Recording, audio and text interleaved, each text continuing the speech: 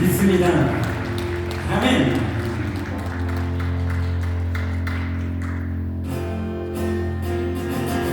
내가 참이지 않는 예수, 내가 참이지 않은 예수, 나의 상처 입으시며 불쌍하게 여기서 위로하여 주시니 이쁘신 나를 한번 찬양하면서 내가 참이지 않는 예수, 내가 참이지 않은 예수, 나의 상처 입으시며 불쌍하게 여기서 위로하여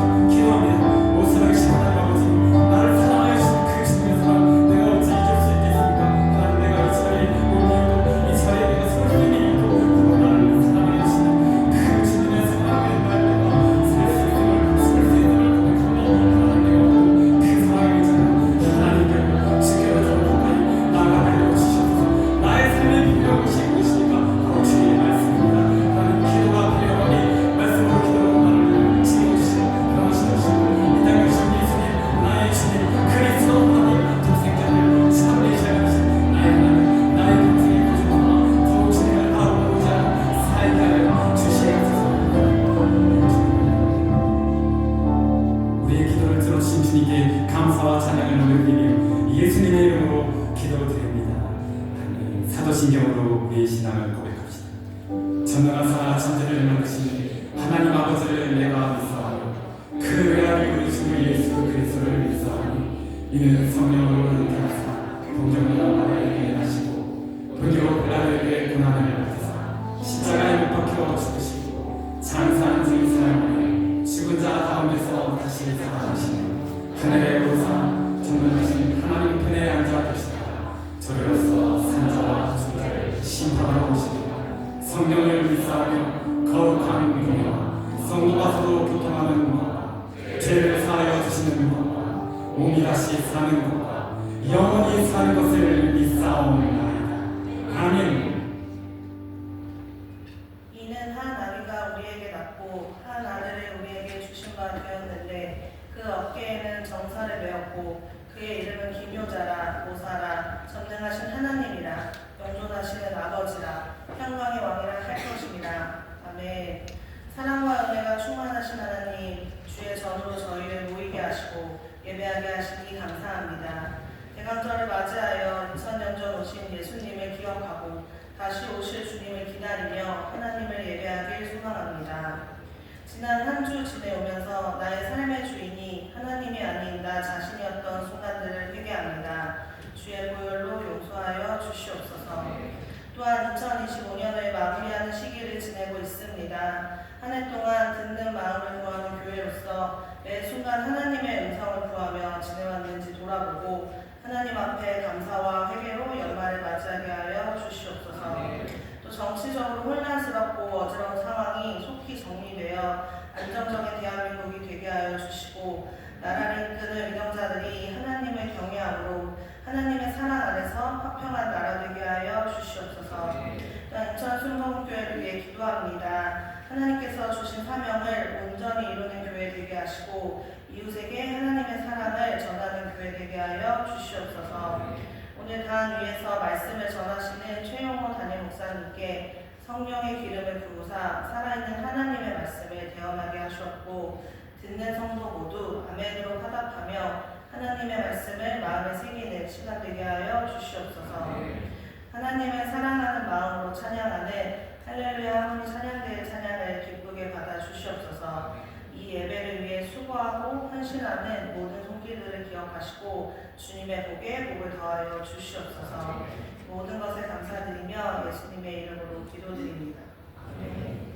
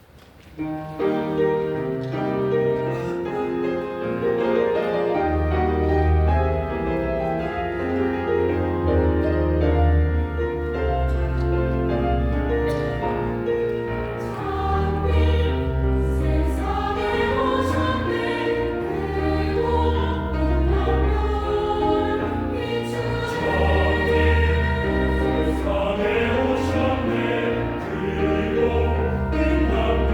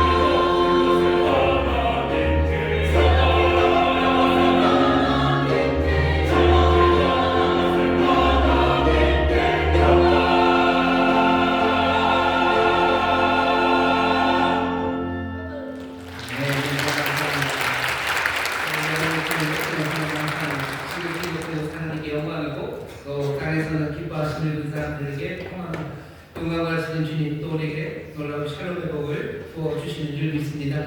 저기 계신 분들에게 서로 기쁨으로 전해주셔요. 주님 우리에게 샬롬을 주십니다. 주님 우리에게 샬롬을 주십니다. 샬롬은 전쟁 없는 시간이기도 하고 우리의 삶에 엑스가 채우시는 풍요로움입니다. 가난한 자에게 복된 소식을 전하신다고 하셨는데 가난한 우리에게 오늘 샬롬을 전하시며 오시는 주님 약속하시고 말씀하신 그대로 정말 이 삶의 새로운 변화와 놀라운 하늘의 복을 넘치게 채우실 줄 믿습니다. 오늘 대강절 네 번째 주입니다. 우리에게 주신 하나님의 말씀 함께 찾겠습니다. 예레미야서 33장 1절부터 11절까지 말씀입니다. 성경을 찾아주시죠. 예레미야서 33장 1절부터 11절까지 말씀입니다. 다 찾으신 것 같은데요. 우리 한 목소리로 봉독하겠습니다. 예레미야가 아직 12대 뜰에 갇혔을 때 여호와의 말씀이 그에게 다시 임하니라. 가라사대 이를 행하는 여호와 그것을 지어 성취하는 여호와 그 이름을 여호와라 하는 자가 이같이 이르노라. 너는 내게 부르짖으라. 내가 내게 응답하겠고 내가 알지 못하는 크고 비밀한 일을 내게 보이리라. 이스라엘의 하나님 여호와가 말하노라. 우리가 이 성읍의 가옥과 유다 왕궁을 헐어서 갈대아인의 충격과 칼을 막아 싸우려 하였으나 내가 나의 노와 분함으로 그들을 죽이고 그 시체로 이 성에 채우게 하였나니 이는 그들의 모든 악을 인하여 나의 얼굴을 가리워 이 성을 돌아보지 아니하였음이니라. 그러나 보라, 내가 이 성을 치료하며 고쳐 낫게 하고 평강과 성실함의 풍성함을 그들에게 나타낼 것이며 내가 유다의 포로와 이스라엘의 포로를 돌아오게 하여 그들을 처음과 같이 세울 것이며 내가 그들을 내게 범한 그 모든 죄악에서 정하게 하며 그들을 내게 행한 모든 죄악을 사할 것이라. 이 성읍이 세계 열방 앞에서 내게 기쁜 이름이 될 것이며 찬송과 영광이 될 것이요 그들은 나의 이 백성에게 베푼 모든 복을 들을 것이요 나의 이 성읍에 베푼 모든 복과 모든 평강을 인하여 두려워하며 떨리라. 나 여호와가 이같이 말하노라. 너희가 가리켜 말하기를 황폐하여 사람도 없고 짐승도 없다 하던 여기 곧 황폐하여 사람도 없고 주민도 없고 짐승도 없던 유다 성읍들과 예루살렘 거리에서 즐거워하는 소리, 기뻐하는 소리, 신랑의 소리, 신부의 소리와 및 만군의 여호와께 감사하라. 여호와는 선하시니 그 인자하시니 영원하다 하는 소리와 여호와의 집에 감사제를 드리는 자들의 소리가 다시 들리리니 이는 내가 이 땅의 포로로 돌아와서 처음과 같이 되게 할 것이니라. 여호와의 말이니라. 아멘. 아멘. 네 번째 주 우리에게 주시는 말씀입니다. 예레미야서 33장 1절부터 11절까지를 함께 읽었고요. 설교의 제목은 때리시고 치료하시는 하나님의 비밀입니다. 이 제목만 좀 같이 볼까요? 시작. 때리시고 치료하시는 하나님의 비밀. 예, 좋습니다. 대강절 네 번째 주입니다. 대강절은 그냥 크리스마스를 기다리며 들뜬 마음들을 좀 차분하게 좀 누르면서 뭔가 축제의 그 시간, 빵 터지는 축제를 기다리는 시간만은 아닙니다. 대강절이라는 건 어둠의 시간이고요. 그래서 우리가 어둠을 직면하게 하고 심판되신 주님 앞에 우리가 설 날들을 기대 내지는 것들을 확인하면서 우리의 삶을 돌아봐야 되는 그런 시간입니다. 오늘 예레미야서 33장 1절부터 11절 말씀을 읽었습니다.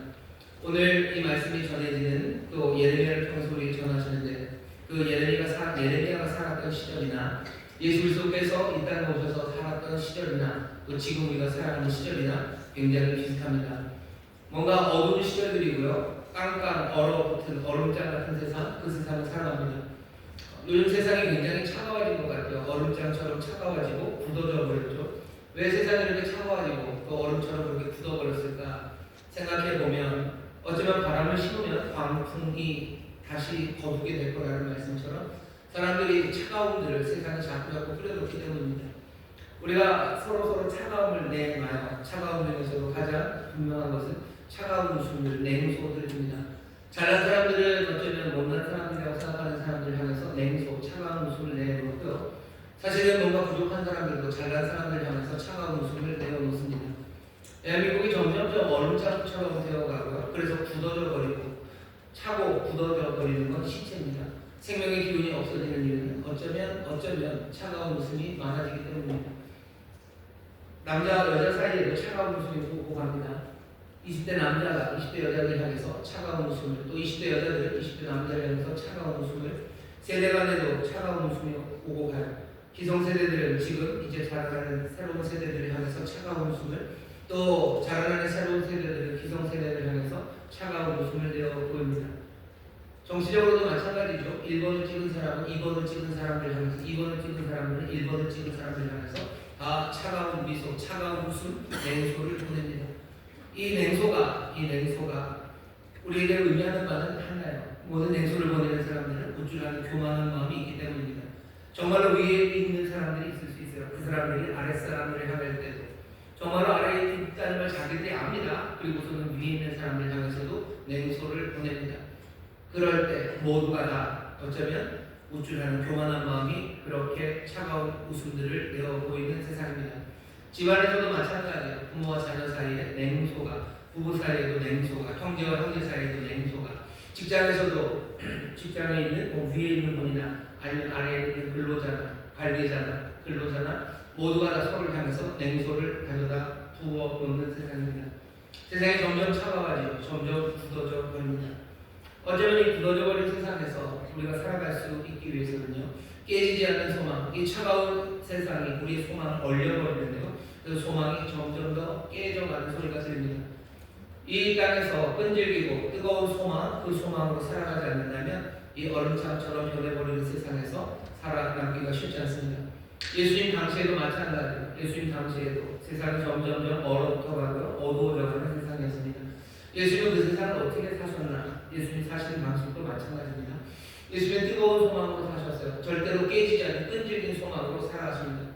그분이 가르치셨던 가르침, 그리고 살아갔던 삶의 모습들, 그리고 그 죽음조차도 우리에게 전하는 바는 예수님의 깨지지 않는 소망, 끈질긴 소망, 그 뜨거운 소망이 어쩌면 그 세상에서는 볼 수 없었던 그 웅장하고 위대한 하나님의 자녀의 삶을 우리에게 보여주십니다.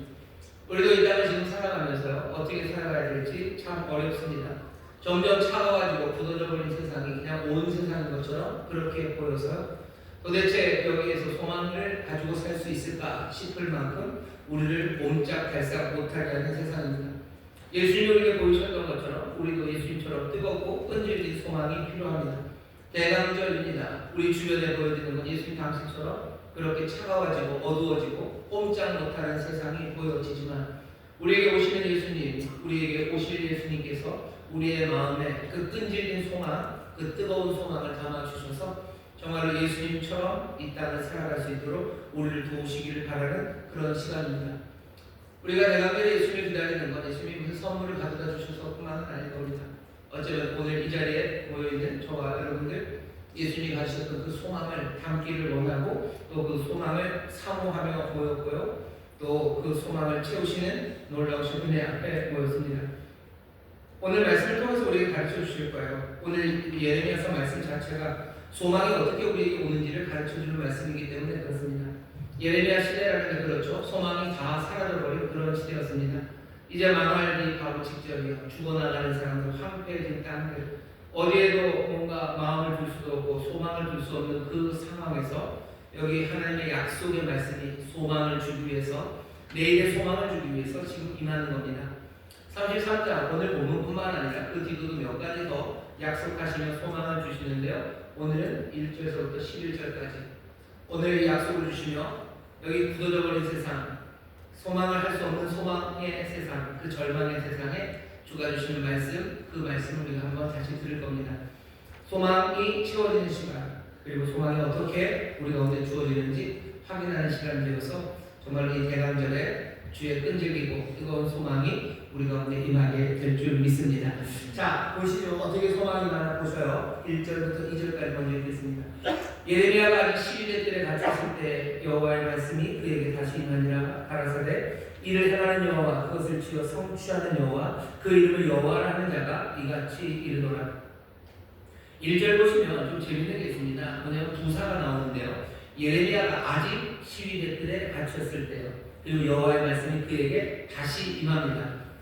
아직도 시위될 때에 있어요. 그리고 주님은 다시 임합니다. 이거 뭐 한 번의 일이 아닙니다.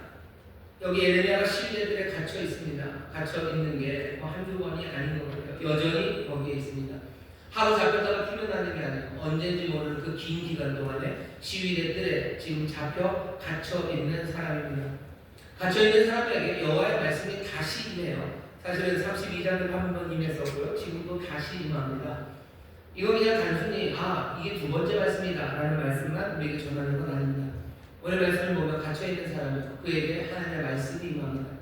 갇혀있다는 건 소망이 없는 거죠. 소망이 없는 현실. 어쩌면 소망이 없는 그 현실에 하나님의 말씀이 다시 또 늘 그랬던 것처럼 그렇게 임합니다. 오늘 이 말씀을 보면서 생각해야 되는 거 하나는요. 하나님께서 정말 우리의 삶의 현실을 부정하지 않으셔요. 하지만 하나님은 우리의 현실을 존중하지도 않으십니다. 우리도 마찬가지죠. 우리가 소망을 얻고 있어서 첫 번째 생각해야 되는 것은 하나님이 현실을 존중하지 않는다는 사실, 그 사실을 기억하셔야 됩니다. 하나님이 현실을 존중하지 않으셔요. 현실을 존중하지 않으십니다. 여러분 그렇게 생각하시는데요. 여러분들의 현실은 어떻습니까? 여러분들의 현실은 어쩌면 가난한 사람이 있어요.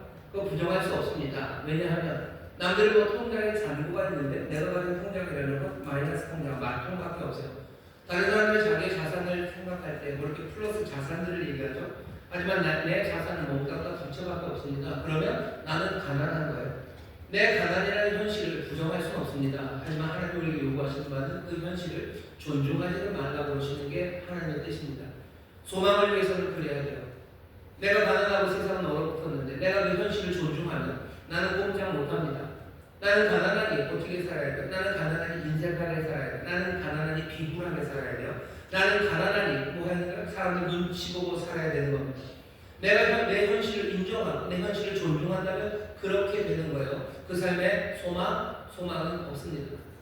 하나님의 현실을 존중하지 않으셔요. 하나님의 현실을 존중하지 않으셔요. 창세기 보시면 흑암이 깊습니다. 그리고 땅이 혼돈합니다. 어두운 그 깊은 곳에서 하나님의 현실을 존중하지 않으셔요. 어둠이 깊으니 그 어둠을 존중하십니까? 아니요. 존중은커녕 그냥 아주 가볍게 빛이 있으라고 하시면서요. 그 현실을 완전히 무시하는 듯 얘기하시는 거예요. 우리는 어둠이니까 빛이 있으라고 하시는 건 아닙니까? 예. 만약 그렇다면 그건 맞아요. 하나님은 그런 분이셔요. 현실을 존중하지 않으시고 그냥 해야 될 그 길들을 걸어가십니다. 우리가 가난하면 비굴하게 살아야 되니까 그게 우리의 현실을 존중하는 거겠죠. 하지만 하나님은 그것을 존중하지 말라고 하시는 거예요. 가난한 사람들에게 뭐라고 얘기하십니까? 가난한 사람들에게 너희가 천국이 너희 것이라고 말씀하셔요. 천국이 너희 것이니 이제 하나님 나라 백성으로 살아가는 사람들, 모든 것들을 채우시는 아버지 하나님의 은혜 안에서 살아가는 사람들, 그 사람들이 비굴하게 삽니까? 그 사람들이 쪼잔하게 삽니까? 그 사람들이 남들 눈치 보고 삽니까? 가난한 자는 복이 있다. 천국이 저희 것이다 라고 얘기하는데 가난한데 내가 돈이 많아졌다. 뭐 그런 정도 이야기는 아닙니다. 가난한 사람 복이 있어요. 천국이 너희 것이에요. 그러니 어떻게 살아요? 뒤에 나오죠. 이 땅에 소금으로 살아가는 거예요. 세상의 빛으로 살아가는 겁니다. 가난한 사람이 어떻게 세상의 빛으로 삽니까? 가난한 사람이 어떻게 이 땅에 소금으로 삽니까? 그 사람들에게 천국이 임했다고, 천국이 너희 것이라는 현실을 존중하지 않는 하나님의 놀라운 역사와 선포가 주어졌기 때문이에요. 우리는 그렇게 현실이 그럴 수 있어요. 나는 배운 게 없는 사람이에요. 나는 아는 게 별로 없습니다. 아는 게 별로 없고 배운 게 없어서 가방끈이 짧습니다. 그게 내 현실이에요. 그걸 부정합니까? 부정할 수 없어요. 하지만 하나님 우리에게 뭐라고 얘기하셔? 그 현실을 존중하지 말라고 하시는 거예요. 어부였던 사람에게 사람 낳는 어부가 되겠다고 말씀하셔요. 진리를 말하라고 전합니다. 땅 끝까지 가서 사람들 가르치라고 말씀하시는 거예요. 나는 가방끈이 짧고 배운 게 없는데 어떻게 그 일을 합니까? 주께서는 현실을 존중하지 않으십니다. 현실을 존중하지 않으셔요. 부모님들이 들어요. 나는 가방끈도 짧은데 우리 아들은 대학도 나오는데 내가 무슨 진리를 말합니까? 내가 내 아들에게 생명에게 진리 참된 거 내가 그걸 말할 수 있는 자격이 됩니까? 내 현실은 아마 그럴 겁니다. 정말로 공부 못하셨을 거예요. 집이 어려워서 공부 못하셨다고 아들한테 얘기했지만 사실은 집이 어려워서 못한 게 아니라 공부가 하기 싫었던 거죠. 공부하기 싫어서 공부 안 했고 나 배운 게 없어요. 하지만 내 현실을 부정할 수는 없어도 주님은 그 현실을 우리에게 인정하고 그리고 존중하지 말라고 하시는 거예요. 배움이 짧고 내 학력이 짧아도 내가 진리를 말하는 주님의 말씀 앞에서 내 자녀들에게 그리고 내가 돌봐야 되는 그 사람들에게 정말로 참되고 영원한 진리를 말할 수 있고 또 말하기를 요구하시는 것, 하나님은 어떤 분이십니까? 현실을 존중하지 않는 분입니다. 소망은 어떻게 우리 가운데 임합니까? 어떻게 뜨겁고 그리고 끈질긴 소망을 가질 수 있습니까? 현실을 존중하지 않을 때. 하지만 이건 어떻게 보면 너무 무모한 건 아닙니까? 아니요, 무모하지 않습니다. 왜냐하면 2절에서 얘기해요. 이를 성취하는 여호와 그것을 지어 이를 행하는 여호와 그것을 지어 성취하는 여호와 그 이름을 여호와라는 자가 이같이 이르노라라고 말씀하셔요. 여기 이렇게 말씀하시면 현실을 완전히 존중하지 않는 이분은 세상을 만드시는 창조의 능력자 그 하나님이십니다. 하나님은 늘 창조하셔요. 이분은 변함없이 세상을 변화시키시는 분이십니다. 이분이 그 능력으로 우리에게 하시는 말씀이에요.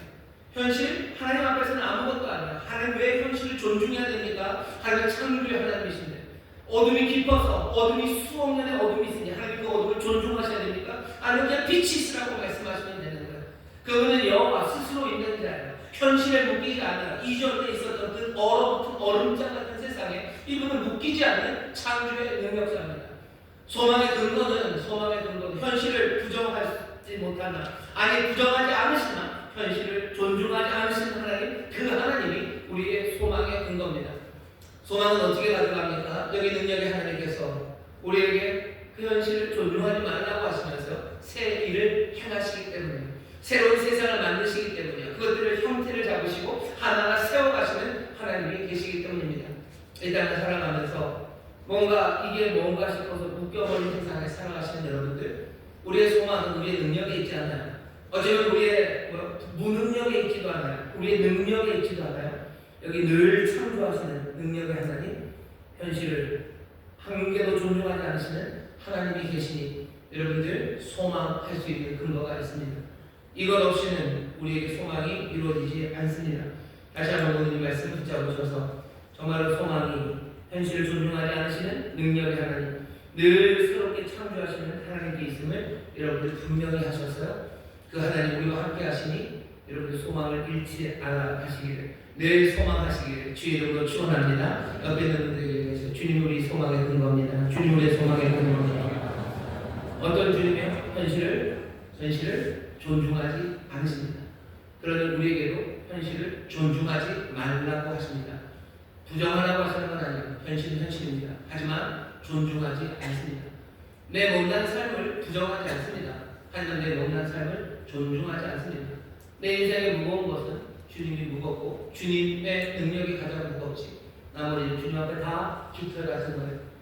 내가 얼거놓아 와서 묶어버린 내 삶의 단단한 매듭들, 내가 스스로 아니면 내 부모님이, 내 형제가, 그리고 내 친구가, 내 과거가 묶어놓고 그래서 막 시멘트를 갖다 들이부어서 단단해져 굳어버린 내 삶들, 그러니 꼼짝 못하는 그 세상들, 어쩌면 노탕아리처럼 물 한 방울 새 것 같지 않고 빈틈없이 묶여있는 내 삶, 그 삶을 하나님께서는 아무것도 아니냐 존중하지 않으시고 새 일을 시작하시는 능력의 하나님, 이를 행하시는 여호와, 그것을 지어 성취하시는 여호와, 스스로 계신 여호와, 바로 그분이 우리에게 이 말씀을 하십니다. 대강절은 그런 시간입니다. 우리에게 오시는 주님을 기다려요. 그 주님이 어떤 주님인지 아셔야 됩니다. 내 소원을 이루어 주시는 주님이 아니셔요.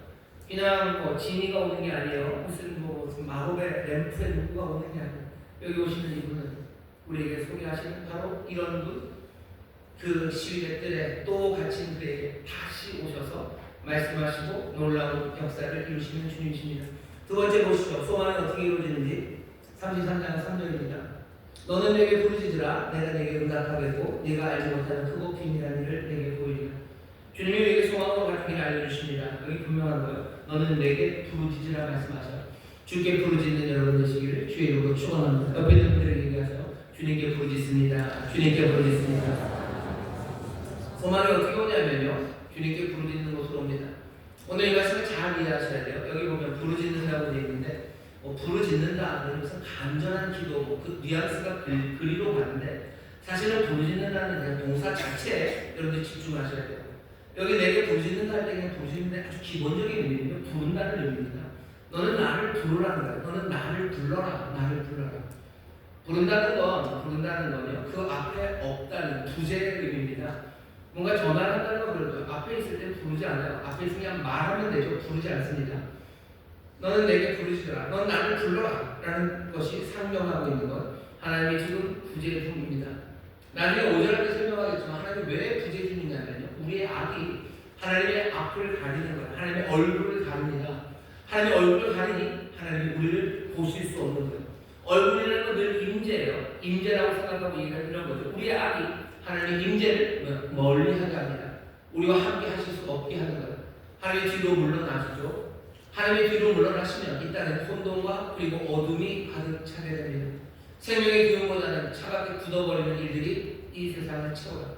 너는 내게 부르시더라 라는 말이 우리에게 부활해주는 건요. 어떤 때 부르시는 겁니까? 하나님이 부재한 것 같이 보이지 않는 시간. 하나님이 보이지 않는 이 세상은 어둡고 혼란에 가득하고 그리고 딱딱하게 굳어져 버린 그 세상에서 너는 나를 불러라 라고 하시는 말씀이에요. 야, 부르면 되는 거 아닙니까? 아니요, 사람들이 하나님을 부르지 않습니다. 하나님의 부재의 시간에 사람들이 하나님을 부를 것 같은데, 어둠과 혼란 가운데 하나님을 부를 것 같은데 그러지 않아요. 다른 것들 부릅니다. 다른 것들을 부르든지 아니면 아무것도 부르지 않아요. 혼란의 세상에서 누군가를 부르는 사람이 있습니까? 아니, 그냥 주저앉는 사람들이 있어요. 그냥 절반 가운데 에라 모르겠다 포기하지 아무도 부르지 않아요. 그냥 부르는 건 창피하기도 하고요. 불러봤자 누구도 오지 않는다는 걸 이제 알기 때문이에요. 그러니 부르지 않습니다. 아무도 부르지 않아요. 내 삶에 어둠이 가득한데 그냥 세상은 어둠인가 보다 하는 거죠. 세상은 어둠인 거고 세상은 그런가 보다 하고 주저앉는 거. 소망이 없고 절망 가득한 데서 그냥 이게 인생인가 보다 하고 주저앉아버리고 혼란 가운데도 뭔가 길을 찾으려고 애쓰지 않아요. 길 찾아가야 힘들고 찾아본 적이 몇 번 있었지만 내가 한 번도 제대로 성공해본 적 없었고 그것이 내 삶에 더 큰 상처와 아픔 그리고 나를 지치게 만들었기 때문에 난 더 이상 어둠 그리고 혼란 가운데서 부르지 않습니다. 난 아무도 부르지 않아요. 거기 밑바닥에 뭐 철학은 그런 거죠. 내 인생은 내 거죠. 인생 한 번 왔다 가는 거죠. 내가 누굴 불러서 뭐 그럴 것 없죠. 그냥 사는 대로 살다 가면 된다고 생각하면 주저앉는 사람들이 있어요. 하지만 또 다른 사람들도 있습니다. 부르죠. 도움을 청하면 부릅니다. 제일 많이 부르는 게 뭐 결국은 힘이에요. 힘이 뭔가를 찾아서 부릅니다. 어떤 사람들은 돈인이라고 생각하는 사람들은 돈을 불러요. 어떤 사람들은 명예, 권력, 아니면 뭐 연출, 별별 거 부를 만한 것들을 부릅니다. 어둠의 세상에서 그것들을 불러냅니다. 그렇게 불러내며 하나님 말고 다른 것들을 불러요. 오늘 소망을 가르치시면 우리를 소망으로 인도하시려는 주님께서 우리에게 주신 말씀을 들어주시고 너는 내게 부르시되 이렇게 주님을 부르기 시작하십시오. 아무도 부르지 않는 삶 그것도 아니고 아무나 부르는 삶도 아니고 불러야 될 것들을 분명하게 우리에게 알려주셔요. 여러분들 어둠과 혼돈 그리고 절망 굳어져 버린 세상에서 오늘 이 말씀을 기억하십시오. 주님을 부르시기를 주의 이름으로 축원합니다. 주님을 부르시기를 주의 이름으로 축원합니다. 어떻게 부릅니까? 어떻게 부릅니까? 저는 램프를 문지릅니까? 우리가 불러내는 일들이 뭔지 알아요. 뭐냐면 우리가 절망의 시간에 있든지 뭘 해야 될지 모를 때 우리가 불러내는 것들이 꽤 있습니다. 뭐 시간이 뭔지는 잘 몰라요. 시간이 뭔지에 관한 존재론적인 그런 문제에 대해서는 답을 찾을 수 없지만 우리가 그래도 잘할 수 있는 건 우리가 알지 못하는 시간을 죽이는 일을 잘합니다. 시간을 죽이는 거죠. 핸드폰 꺼내고 거기서 뭐 게임하고 아니면 뭐 즐거운 뭐 놀이들 하고 맛있는 거 먹고 돌아다니고 여러 가지 것들을 불러내는 겁니다. 불러내서 나는 그냥 살아가기 시작해요. 우리 하나님을 부른다는 것도 그런 겁니다. 기도하는 거죠. 말씀을 꺼내 읽기 시작하는 거죠. 하나님을 찾기 위해서 두리번거리고 또 하나님의 은혜를 구하기 위해서 주의 이름을 부르기 시작하는 것. 어쩌면 우리가 정말로 힘들고 어려울 때마다 했던 그 모든 일들, 어쩌면 하나님 말고 다른 것 했던 거기에 주님을 가져다 뵈기 시작하시는 일, 내가 외로울 때 했었던 일들, 내가 찾아 꺼냈던 일들, 핸드폰 꺼내듯이 내가 주의 말씀 꺼내기 시작하고 내가 뭐라도 수다라도 떠나야 될 것 같으면 하나님 앞에 나와서 기도하기 시작하고 너는 내게 부르지 않고 나를 부르라고 말씀하십니다. 다시 한번 세상에 있는 다른 것들 부르지 마시고 그냥 침묵으로 그냥 살아가는 것 그게 단가 보다라고 하지 마시고 오늘 주님 우리에게 주시는 말씀이에요. 어둠의 시간에 혼돈의 시간에 주님을 부르는 여러분 되시길 주의 이름으로 축원합니다. 그게 소망을 얻어가는 소망, 끈질기고 뜨거운 소망으로 살아가는 방법입니다. 내게 부르시라고 말씀하셔요. 그럼 어떻게 하시는데요? 그냥 그게 끝입니까? 찾게 되면 하나님이 응답하십니다. 내가 네게 응답하겠고 네가 알지 못하는 크고 비밀한 일을 네게 보이리라 라고 말씀하세요. 오늘 이 소망을 주는 말씀 중에 여기 33장 3절 말씀이 굉장히 중요합니다. 부르짖으면 어떻게 하신대요? 부르짖으면 네가 알지 못하는 크고 비밀한 일을 네게 보인대요. 뭔가를 너에게 알려주겠다고 하죠. 우리가 주님 앞에 나와서 주를 부르면 주가 우리에게 뭔가를 알려주십니다. 여러분들 여기 있는 이 33장 3절 말씀이 굉장히 유명해요. 그래서 우리는 이것들을 어떻게 생각하냐면요, 33장 3절을 딱 띄어서 생각하죠. 우리가 주님 앞에 부르짖으면 뭔가 비밀스러운 놀라운 것, 우리는 모르지만 하나님만이 알고 계신 뭔가를 우리에게 보여주실 것 같아요. 네, 정확합니다. 33장 3절은 그 말씀이에요. 그런데 우리가 그러면서 생각하는 건 뭐냐면요, 뭔가 내 인생의 앞날에 소위 말해서 뭔가 점치는 사람이나 아니면 그런 사람들이 말하는 것처럼 뭔가 숨겨진 것들이죠. 내가 뭐죠? 이 코인을 팔아야 되나 안 팔아야 되나에 대한 비밀이요. 코인이 얼마까지 올라갈지에 대한 놀라운 비밀을 알려주셨으면 제일 좋겠어요. 아니면 땅값이 어디에 오를지에 관한 이야기, 내가 무슨 전공을 하면 제일 좋을지, 내가 어느 대학 어디 과를 지원해야 그 과가 막 폭발을 하면서 그냥 내가 어떻게 될 건지 이런 것들, 내가 알지 못하는 그 크고 놀라운 비밀을 알려주시기를, 내 병은 언제 나을지를, 아니면 내가 무슨 특별한 능력을 주시는지 그런 것들 기대합니다. 그러면서 뭐 하는 거야? 아직 그것들을 알려주지 않을 거라고 생각해요. 내가 간절히 기도하면 언젠가 알려주시고. 오늘 말씀은 그렇지 않아요. 하나님의 수수께끼를 던져 그냥 가시는 게 아니라 오늘 우리에게 소망을 주시기 위해서 4절부터 11절까지 적어도 오늘 본문에서 주님이 우리에게 지금 뭐 하시는 거예요? 우리가 알지 못했던 위대한 것들을 우리에게 지금 알려주시는 겁니다.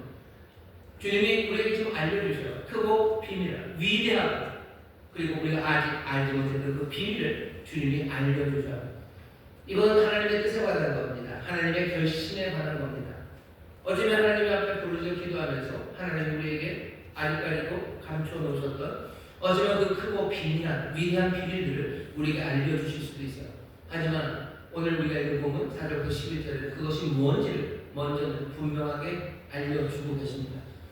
이 알려주시는 얘기를 잘 들으셔요. 그러면 이 약속 안에서 우리가 소망을 품을 수 있을 거라고 기대하시며 이 말씀을 주시는 겁니다. 오늘 우리가 주님을 부르며 나왔습니다. 주께서는 지금 우리에게 말씀하신 대로 그 크고 비밀한 일들을 우리에게 보여줘요. 이제 그것들이 무엇인지 한번 보십시오. 4절부터 5절은 뭔가 그렇게 위대하게 보이진 않아요. 그리고 제대로 다 가려진 것도 아닌 것 같아요. 하지만 분명하게 4절, 5절도 우리에게 보이시는 일입니다. 우리가 하나님 앞에 나와서 기도하면 하나님이 뭐라고 하실 것 같으죠? 하나님은 그냥 아주 해도 없고 그리고 위험도 없는 대답들, 그런 대답들을 주시지 않습니다. 예를 들면 이런 거죠. 어려운 가운데 와서 주의 이름을 부르면 주께서 오셔서 괜찮아, 인생이 다 잘 될 거야, 인생은 다 잘 될 거고 다 괜찮을 거야, 이렇게 얘기하실 것 같죠. 근데 오늘 말씀을 보세요. 그렇게 얘기하지 않으십니다. 크고 비밀한 일을 보이셔요. 분명한 하나님의 뜻을 보십니다. 하나님은 또 다 잘 되게 하시겠지, 아니요, 다 잘 되게 된다고 얘기하지 않으십니다. 짧게 위험 없이 그냥 모든 사람들이 다 받아들일 만한 그런 이야기를 하는 게 아니에요. 다시 말하면 아마 누군가 우리를 부르면서 도움을 청할 때 우리가 사람들에게 해줄 말도 마찬가지예요. 예레미야가 지금 하나님의 말씀을 받아서 우리에게 전합니다. 우리가 서로가 서로에게 격려하고 정말 얼어붙은 세상에서 도움을 청하며 하나님의 은혜를 구하고 하나님의 뜻을 구할 때 힘들어하는 사람에게 우리는 뭐라고 얘기해요? 가서 다 잘 될 거라고, 괜찮다고, 이거 다 이 또한 지나간다고. 오늘 우리가 이런 말씀에 그런 말씀 없어요. 이 또한 지나간다, 다 잘 될 거다, 그런 얘기 없어요. 크고 비밀한 일을 분명하게 보십니다. 오늘 이 말이 소망이 될 거라고 생각하십니까? 이 약속이 우리의 삶을 바꿔낼 거라고 분명히 믿으면서요, 내용이 없는 무해한, 어쩌면 내용이 없어서 위험하지도 않은 그런 말씀으로 소망을 전하지 않으셔. 이 위험한 세상에서 소망을 갖는다는 건 위험한 일이에요. 그것을 두리뭉실해가지고 아무것도 되지 않습니다. 오늘은 굉장히 날카롭게 우리에게 소망을 주시는 말씀들을 주십니다. 4절부터 제가 읽겠습니다. 이스라엘의 하나님 여호와가 말하노라. 무리가 이 성읍의 가옥과 유다 왕궁을 걸어서 갈대아인의 생벽과 칼을 막아 싸우려 하였으나 내가 나의 노와 분노함으로 그들을 죽이고 그 신체로 이 성을 채우게 하였나니 이는 그들의 모든 악을 인하여 나의 얼굴을 가리워 이 성을 돌아보지 아니하였음이니라. 4절 5절의 이런 상황입니다. 무리가 성읍의 가옥과 유다 왕궁을 헐어요. 바벨론이 쳐들어옵니다. 예루살렘이 있고요. 유다땅이 여기저기 성읍들이 있죠. 뭔가 요새화된 도시들이 있습니다. 뭐 결정적인 자리들의 요새화된 도시들을 만들어놨죠. 요새화된 도시라는 건 늘 성벽이 있는 겁니다. 그 성벽을 바벨론이 쳐들어올 때 아무 생각 없이 왔겠습니까? 성벽을 무너뜨리는 기술이, 그 힘이 바벨론에게 있어요. 그러니 여기 흉벽이라는 그런 겁니다. 성벽을 무너뜨리기 위해서 앞에 세운 그런 벽들, 아니면 벽을 무너뜨리는 여러 가지 기구들, 이런 것들이 많은데 계속 성벽을 깨뜨리고 틈을 벌려놓는 거죠. 그리고 무너지게 만듭니다. 그러면 성 안에 있는 사람들은 어떻게 해요? 뭐라도 갖다 막아야 되는데 뭐가 있습니까? 없죠. 그러니 집들을 무너뜨리고 자기들의 집 무너뜨리고 왕궁을 무너뜨려서 거기 있는 돌들, 거기 있는 나무들로 무너진 성벽을 채워놓고 적들을 막으려고 해요. 눈물겨운 일입니다. 할 수 있는 최선을 다해서 지금 싸워나가고 방어하려고 애를 쓰고 있어요. 어쩌면 그렇게 눈물겨운 사투에 하나님께서 뭔가를 해주실 것 같은데 오늘 말씀은 그렇지 않아요. 이 눈물겨운 사투에 하나님이 하시는 말은 나의 노와 분함으로 그들을 죽이고 그 시체로 이 성에 채우게 할 텐다. 예레미야가 이 말씀을 전할 때쯤이면 벌써 예루살렘뿐 아니라요, 많은 유다의 성읍들이 그런 방식으로 무너진 거 이미 과거의 얘기예요. 이건 사람들이 모르는 얘기 아닙니까? 압니다. 사람들이 이 얘기가 뭔지 알아요. 그리고 이 뜻이 뭔지도 어렴풋이 압니다. 왜 그러는지 어렴풋이 알아요. 하나님 다시 한번 아주 명토 박아서 분명하게 얘기하시는 거죠. 이는 그들의 모든 악을 인하여 나의 얼굴을 가리워 이 성을 돌아보지 아니하였음이니라. 이게 우리에게 알려주시는 비밀입니다. 그렇게 위대한 건 아닌 것 같아요. 그렇다고 완전히 모르는 것도 아니에요. 하지만 하나님은 이 말씀을 지금 주시는 거예요. 어둠에 있는 사람들에게 소망을 주시겠다고 하시면, 내가 너에게 부르짖으면 내가 너에게 크고 놀라운 비밀을 보이겠다고 하시니 그 비밀을 다시 한번 알려주셔요. 하나님께서 알려주십니다. 이게 우리에게 소망이 됩니까? 하나님이 우리에게 소망이 된다고 말씀하시는 것 같아요. 어쩌면 어려운 사람에게 잘 된다, 그게 소망이 되는 게 아니라 여기 주님은 정말로 끈질기고 뜨거운 소망, 그 소망을 우리에게 주시려 하나님의 뜻을 우리에게 알려주셔요. 여기 현실을 존중하지 않는 분, 창조의 능력으로 늘 새 일을 행하시는 분, 그분이 우리의 소망의 근원이라면 우리는 그분의 뜻을, 그분의 결심을 우리는 분명히 알아야 됩니다. 그래야 우리가 그렇게 처절하게 싸워나갈 때도 우리의 삶에 실패가 올 때 절망하지 않는 거예요. 여기 하나님의 분노가, 왜 그런가? 우리의 악이, 하나님 앞에서 했던 모든 악이 그분의 얼굴을 가리워서요, 그분이 하나님 우리를 더 이상 돌아보지 않는 거죠. 하나님에게 문제가 있는 거 아닙니다. 우리에게 문제가 있는 거예요. 그러니 여전히 여기 현실을 존중하지 않는 능력의 하나님은 당신의 뜻을 하나하나 이루어가고 있음을 우리의 아픔과 실패 가운데서도, 어둠이 더 깊어져가는 데 가운데서도 확인할 수 있는 겁니다. 그 어둠이 아니라고 아무리 우긴다고 해서 소망하고 있는 건 아니에요. 그 어둠에 담긴 하나님의 뜻, 하나님의 결심을 오히려 분명히 아는 것이 우리가 끈질긴 소망, 그 소망을 가질 수 있는 길입니다. 우리는 이 얘기를 못합니다. 이 얘기하기가 참 어려워요. 여기 우리 청년들 많아요. 청년 친구가, 내 친구가 정말 어둠의 세상에서 힘들고 지쳐가지고 내가 어떻게 해야 되냐고 나를 부릅니다. 내가 하나님의 뜻을 전해야 돼요. 하나님의 뜻을 뭐라고 전합니까? 뭐라고 전해야 돼요? 괜찮다고, 넌 잘못한 건 없다고, 하나님께서 다 잘 되게 하실 거라고. 아니요. 분명히 눈에 지금 보여지는 게 있는데요. 무너진 것이 아주 가까운 과거인데요. 어제 무너졌는데요. 어제 무너질 때까지 사람들이 눈물나게 그 일을 해서 그렇게 한 건데요. 그러고서 무너졌는데 거기에 대해서 괜찮다고, 하나님이 그건 얼마나 비어있는 말입니까? 어쩌면 그 엉망이 된 상황들, 그 상황들에 하나님의 뜻이라는 것, 하나님의 얼굴이 가리워진 거예요. 어떤 악인지는 다 몰라도 하나님 얼굴을 가려주고 하나님이 돌아보지 않으신 겁니다. 그래서 그렇게 됐다고 하나님이 얘기하시는 거예요. 이 얘기가 하기가 어렵죠. 하기가 어렵습니다. 어제 장로님들이랑 얘기하면서 그런 얘기를 했어요. 뭐냐면 뭔가 차별금지법을 만들어줘서 사람들, 하나님의 사람들의 입을 막으려고 한다고 사람들이 얘기를 해요. 사실 차별금지법이 우리 입을 막는 게 아닙니다. 여기 보고 하나님의 말은 우리가 못해요. 이 말 못하는 이유가 이게 법 때문에 못합니까? 아니죠. 우리는 하나님의 말씀이, 이 소망이, 이것이 진리에 대해서, 또 이것이 어떤 세상을 만들지에 대해서 우리가 확신하지 못하기 때문에 하나님 우리에게 이 말씀을 하실 때 우리가 다 헤아리지 못해도 이게 하나님의 뜻이면 나는 이 말을 하기 시작해야 돼. 겸손하게 내가 이 말을 따라하기 시작해야 됩니다. 그러지 않는다면 이 땅에서 끈질기고 뜨거운 소망, 그 소망을 갖기는 어렵습니다.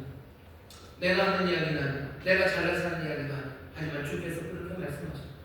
그러니 우리는 주의 뜻을 불변하고 그리고 주의 뜻, 그 뜻이 이루어지기를 기도하는 사람들입니다.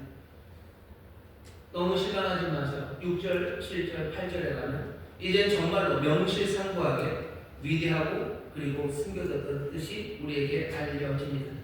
6절부터 읽겠습니다. 그러나 보라, 내가 이 성을 치료하며 고쳐나게 하고 평강과 성실함의 풍성함을 그들에게 나타낼 것이며 내가 유다의 포로와 이스라엘의 포로를 돌아오게 하여 그들을 처음과 같이 세울 것이며 내가 그들을 내게 범한 그 모든 죄악에서 정하게 하며 그들을 내게 범하며 행한 모든 죄악을 사할 것이다. 6절부터 8절까지 보죠. 세 가지입니다. 그 성을 치료하시고 거기에 샬롬과 풍성함을 가져다 주신다는 그 성, 도시를 새롭게 만드시겠대요. 삶을 고치시겠다는 거죠. 두 번째는 뭡니까? 8절이에요. 그 모든 악에서 정하게 하신대요. 깨끗하게 하신다는 거예요. 그리고 어떻게요? 사하여 주신대요. 용서해 주신다는 거예요. 이건 하나님의 결심입니다. 이건 하나님의 뜻입니다. 내가 치료하고 회복하고 풍성함과 그리고 평강을 주겠다. 첫 번째. 두 번째, 깨끗하게 하겠다. 그리고 용서하겠다고 말씀하셨다. 하지만 5절에서 6절 사이에 아무것도 없습니다. 그러나 보라만 있어요. 하나님의 얼굴을 가려주시니 돌아보지 않고 떠나셨습니다. 그러니 언제 돌아오십니까? 이스라엘의 회개해서 눈물을 한 양 놓으시 흘리면 아니면 선한 일, 보이스카우트처럼 1일 2선 하루에 착한 일을 10번을 해서 10일을 아니면 한 달에 하루에 착한 일들을 하면 그러면 주께서 이 결심 아니요 그렇지 않아요. 5절에서 6절 사이에는 아무것도 없습니다. 그러나 보라 내가 하겠다. 내가 이렇게 한다. 이건 뭐냐면 그냥 의도입니다. 아주 순전한 의도예요. 하나님의 결심이요. 그거 말고 5절에서 6절 사이에 끼어있는 게 한 개도 없습니다. 위대하고 그리고 숨겨졌던 것은 하나님의 이 놀랍고 은혜로우신 결심입니다. 하나님은 우리에게 알려주시는 거예요. 소망이 어떻게 생기냐고요? 우리의 눈물에 소망의 이유가 있습니다. 우리가 회개하고 우리가 잘못했다는 우리의 그 도덕성의 회복 거기에 소망의 이유가 있습니까? 아니죠. 우리가 뭔가 선한 일을 이루어낼 수 있는 능력 거기에 소망의 이유가 있습니까? 5절에서 6절 사이에는 아무것도 없어요. 뭐만 있어요? 하나님의 결심만 있어요. 은혜로우신 분, 아니 설명할 수 없는 은혜, 그 선하신 분이 그냥 결심하신 거예요. 내가 회복하고 치료하고 그래서 다시 고치겠다. 너에게 평강을 주고 너에게 삶의 풍성함을 주겠다는 하나님의 유일한 결심입니다. 유일하신 하나님의 유일한 결심. 그리고 그 하나님이 동시에 우리를 깨끗하게 하시고 그리고 용서하시겠다는 하나님의 결심. 이것이 오늘 우리에게 알려주시는 하나님의 뜻이에요. 우리가 하나님의 뜻이 이루어지기를 기도합니다. 아버지의 뜻이 이루어지기를 기도합니다. 아버지의 뜻이 뭐지? 들어본 적이 별로 없어요. 그 뜻을 찾아서 헤매고 다녀요. 그리고 그 뜻이 하나님의 뜻이 내가 원하는 무엇이었으면 좋겠다라는 멋지면 숨겨진 아젠다를 가지고 하나님 앞에 나갑니다. 하지만 오늘 삶에서 소망이 필요한 이 자리에서 하나님께서 분명하게 자기의 결심, 자기의 뜻을 우리에게 알려주셔요. 이 크고 위대하고 그리고 숨겨져 있는 이 뜻을 여러분 마음에 분명히 새기십시오. 주님 우리를 회복시키셔요. 주님 우리에게 평강을 주셔요. 주님 우리의 삶을 풍요롭게 하십니다. 이 하나님의 뜻, 이 뜻은 다른 어떤 조건도 붙어 있지 않아요. 하나님의 결심입니다. 선하신 하나님의 영원하신 결심을 여러분들 놓치지 마시고 붙잡으시기를 주의 이름으로 축원합니다. 주의 이름으로 축원합니다. 하지만 기억하셔야 돼요. 뭐 기억하셔야 돼요? 깨끗하게 하시겠다. 이것도 하나님의 뜻이에요. 우리가 하나님 따라서 구원을 기도할 때 사람들이 그래. 어떤 사람도 하나님의 뜻이 무슨 우리의 삶을 회복하는 거냐, 우리에게 복 주시는 거냐, 우리의 삶을 풍요하게 하는 거냐, 그게 무슨 하나님의 뜻이겠냐. 여기 보시면 분명한 하나님의 뜻입니다. 그래 명랑기를 위해서 기도하셔요. 내 삶에 정말 하나님 풍요가 가득하기 위해서 기도하십시오. 그런데 마찬가지로 두 번째는 정하게 하시고 깨끗하게 하신답니다. 하나님을 깨끗하게 하시는 뜻을 우리가 알려주셨어요. 예수님이 가르치신 대로 아버지의 뜻이 하늘에서 이루어진 것을 이 땅에서 이루어지기를 우리가 간절히 기도할 때 내 삶을 회복하시고 치유하시고 내게 참된 샬롬과 그리고 또 놀라운 풍요를 주시옵소서라는 기도가 간절하고 분명한 것처럼 우리가 놓치지 말고 붙잡아야 되는 것, 내 삶을 정결하게 하시기를, 나를 씻겨주시기를 여기 기도해야 됩니다. 그게 하나님의 뜻에 합당하게 구하는 거예요. 아버지의 뜻이 이루어지기를 원합니다. 하나님 우리에게 복 주시는 일에 멈춤이 없으신 것처럼요. 하나님 우리를 씻기시는 일에 멈춤이 없으십니다. 우리를 회복시키시고 치유하시는 일에 하나님의 마음을 다하시는 것처럼 우리를 깨끗하게 하시는 그 일에 마음을 다하십니다. 그 피로 씻기시고 맑은 물로 뿌려 우리를 씻기시며 우리를 정결하게 아들의 형상을 닮아가게 하시라는 거예요. 이거 하나님의 뜻입니다. 하나님의 뜻 세 번째는 뭐라고? 우리를 용서하시는 것. 하나님을 용서하시는 하나님의 뜻입니다. 하나님을 용서하기를 원하십니다. 어쩌면 이 세 가지는요, 어쩌면 뒤로 거꾸로 돌아가는지도 몰라요. 우리를 용서하시고 우리를 정결하게 하시고 우리의 삶의 평강과 부요를 가져다 주시는 것, 그것이 하나님의 뜻입니다. 여기에 어떤 조건도 없습니다. 그러니 소망을 가지셔. 내가 부족하기 때문에 내 눈물이 모자라서 내게 소망이 없습니다. 아니요. 우리의 눈물의 양이 우리의 소망의 근거가 걸려있잖아요. 내 선함과 착함에 우리의 소망의 근거가 걸려있지 않습니다.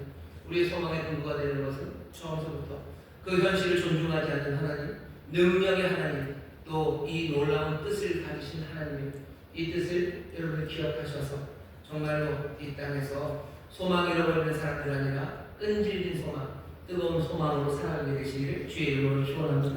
이 소망과 함께 약속을 주셔. 뭐라고 약속하십니까? 9절 보시면 우리가 잘 아는 내용입니다. 세계 열방 앞에서 우리가 하나님의 기쁜 이름이 됩니다. 하나님의 아름다움과 은혜를 선전하는 모험가가 되어 세상의 우리를 보면서 하나님을 두려워 하나님을 경외하고 하나님을 예배하게 될 겁니다.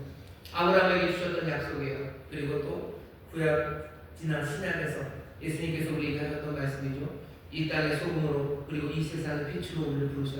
우리의 아름다운 선한 삶을 통해서 하나님 영광 받으시게 하는 그 일들이 이루어집니다.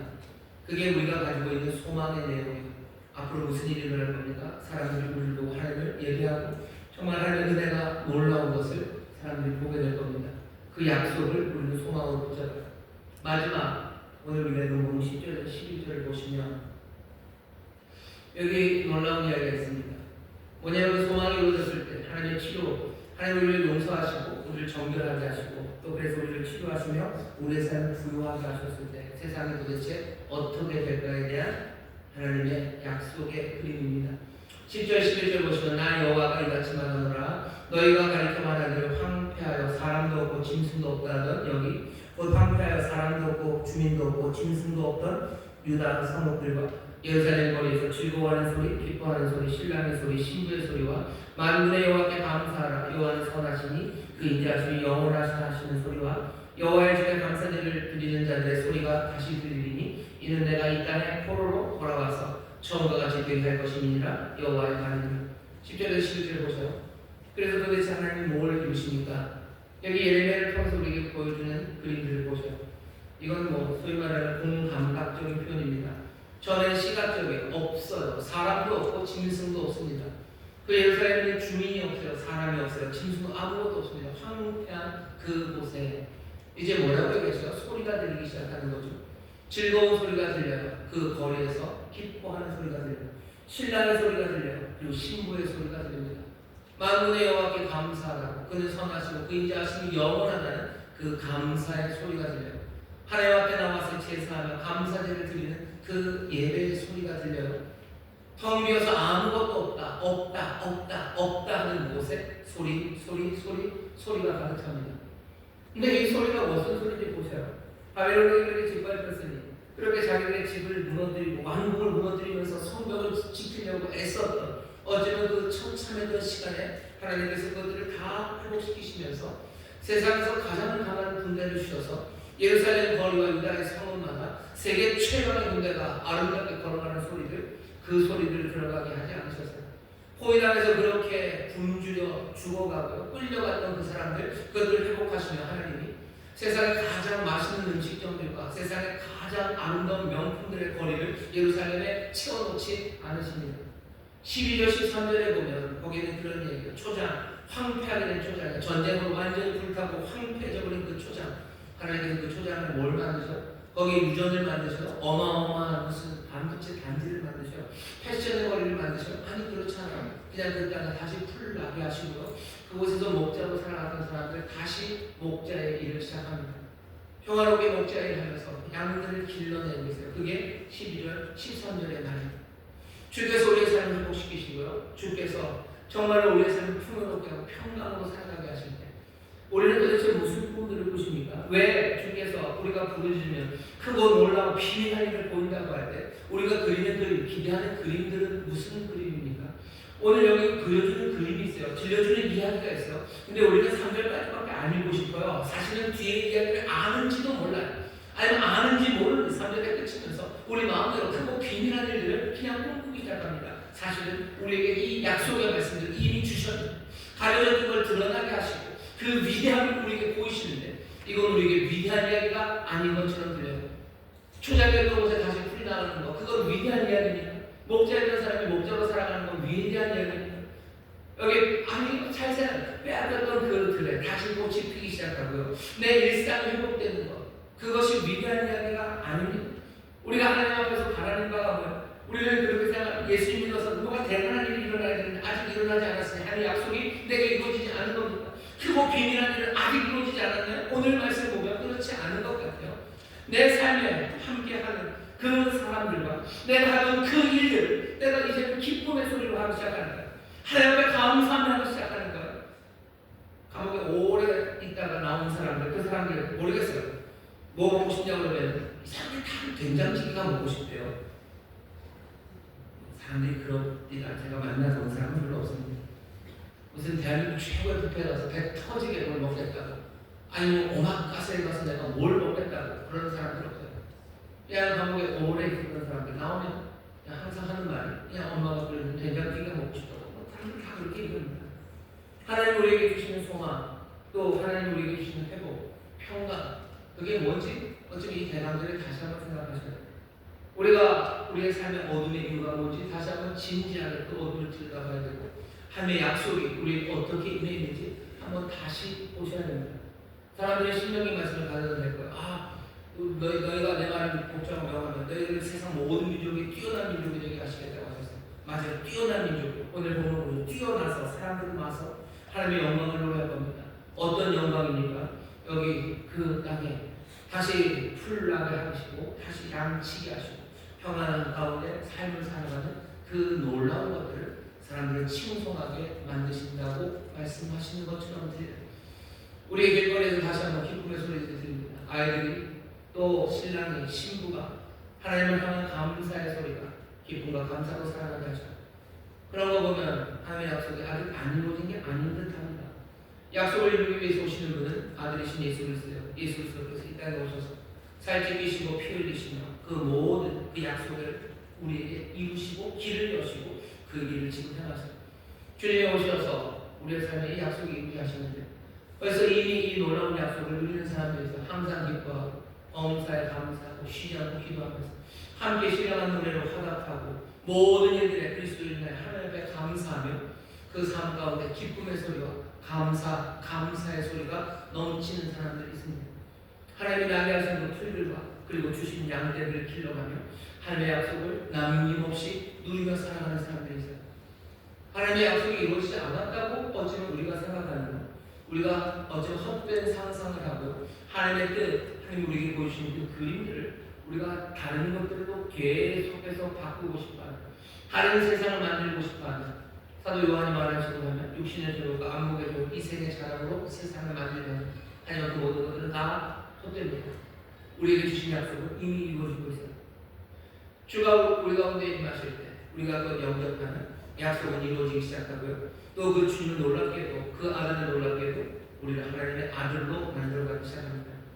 하나님의 아들로 만들어가니 하나님이 때리시는 아들 아니라 여기처럼 치유하셔서 순종하는 아들 되게 하시며 우리도 주님이 하신 것처럼 그렇게 찢기는 살 그리고 흘리는 피 우리의 모든 헌신의 순종을 통해서 많은 사람들에게 하나님의 약속, 이 약속을 실현해가는 사람들이 되어 갑니다.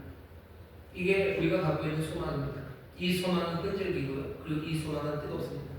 이 소망은 갇히지 않아요. 현실에 갇히지 않습니다. 현실을 존중하지 않아요. 하나님 앞에 부르시면 하나님을 부르시면 하나님의 약속을 분명히 확인하고 하나하나 말씀하신 대로 주님 영접하는 가운데 이 소리, 이 감사의 소리를 만들어갑니다. 감사의 소리와 이 기쁨의 소리가, 이 즐거운 소리가 우리 가운데 들릴 때 우리는 확인하는 거죠. 아버지의 뜻이 우리 가운데 이루어지고 있습니다. 온전히 더 풍성하게 이루어질 것들을 소망하며 우리는 감격으로 영원한 나라를 바라봅니다. 이 소망은 깨지지 않습니다. 이 소망은 얼어붙지 않습니다. 예수의 사람들은 그렇게 이 소망을 마음에 품고 그 약속이 실현되는 감사하며 살아가세요. 여기 다시 한번 여러분의 삶을 돌아보시고 우리의 죄악을 다 돌아보시고 우리에게 이루어 보신 하나님의 약속을 확인하세요. 약속이 아직 한 개도 안 이루었습니까? 그럴 리가. 그 주님 오셔서 영접하면 하나님의 자녀의 삶, 그 약속 이루신 이가 우리에게 오셨는데 우리에게 왜 약속이 이루어지지 않았습니까? 우리가 다른 의미를 그리고 다른 꿈들을 꾸고 다른 소망을 가졌기 때문에 하나님의 자녀가 다른 것 그것 안에서 하나님이 왜 내게 응답하지 않고 하나님 약속이 어디에 있냐고 물었는지도 몰라요. 우리가 제대로 이 길을 찾기 시작할 때 정말 하나님의 은혜가 이 어쩌면 일상 무슨 귀인이 동쪽에서 오는 건 아닙니다. 그 비밀을 알려주시는 우리에게 주신 그 사람들과 내게 주신 이 삶의 자리에서 이 기쁨의 소리가 감사의 소리로 하나님 주시는 평강 그리고 그 놀라운 삶의 풍요로 그리고 그 든든하신 가운데 우리를 깨끗게 하시고 우리를 사하시는 그 은혜 안에 우리 하나님의 약속을 이미 누리며 살아가는 사람들입니다. 점점 더 풍성하게 누리길 바랍니다. 그리고 이 소망을 함께 나누길 바랍니다. 그게 이 대강절에 우리에게 주신 하나님의 약속, 우리 하나님의 뜻, 또 우리의 어떤 잘못과 어두운 것들을 대면하며 다시 한번 우리에게 주신 끈질긴 그리고 뜨거운 그 영원한 소망을 붙잡는 길입니다. 오늘 이 대강절 주님 우리와 함께 하시고 또 성령님 우리와 함께 하셔서 이 말씀을 마음에 담게 하시고 우리에게 주신 약속, 우리와 함께 하신 주님을 붙잡게 하십니다. 이 복된 자리에 나온 여러분들을 환영합니다. 이 은혜를 누리는 여러분들 축복하고 축하드립니다. 주님과 함께 정말 이 약속의 말씀을, 이 비밀을 함께 누리는 저와 여러분 되시기를 주의 이름으로 축원합니다. 기도하겠습니다. 하나님 감사합니다. 때리시고 치료하시는 하나님의 비밀입니다. 위대한 우리는 알지 못하는 것들을 우리에게 알리시니 주여 겸손하게 이 말씀을 따라 이 말씀 정말 이 약속이 이루어지는 감격과 감사로 살아갈 수 있도록 성령님 우리를 인도하여 주옵소서. 주님 우리의 삶에 정말 아름다운 기쁨의 소리와 감사의 소리가 넘쳐나길 원합니다. 아버지 술 취해 방탕한 것 아니라 성령의 충만함을 받아 시와 차며 수양한 노래로 서로 화답하며 아버지의 모든 일들에 예수 그리스도를 인하여 하나님께 감사하는 소리가 가득한 아버지의 복된 삶이 될 줄 믿사오니 우리의 삶의 그 자리가 정말 하나님의 치유, 회복 그리고 풍성케 하시는 샬롬의 자리, 우리를 깨끗하게 하시는 자리, 우리가 사심을 입는 그 귀한 복된 인생들이 되게 하여 주옵소서. 감사드리며 예수 이름으로 기도하옵나이다. 아멘. 이제 통성으로 기도하실 때 주여 우리가 소망으로 살아가기를 합니다. 소망의 주여 우리에게 오시옵소서.